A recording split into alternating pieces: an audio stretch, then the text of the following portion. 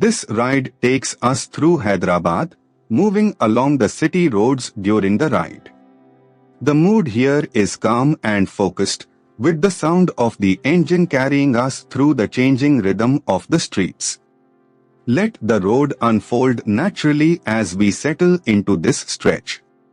A little further along, this part of the route shows a grounded side of Hyderabad, where everyday movement defines the street.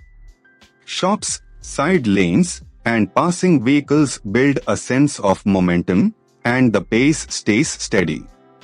It is the kind of stretch where the ride feels less like a destination and more like a continuous observation.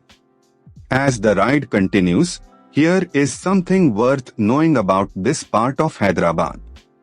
Many families in the old city have been in the pearl trade for several generations.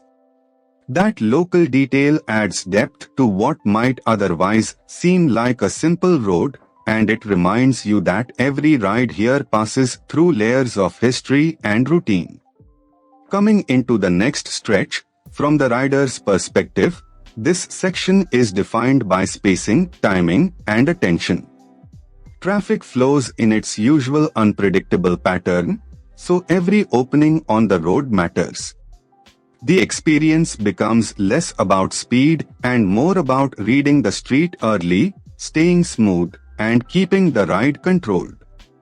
Further down the route, as the route continues, the presence of history Falaknuma gives this stretch a stronger sense of place. Landmarks like this help anchor the ride because they turn a moving sequence of roads into something memorable.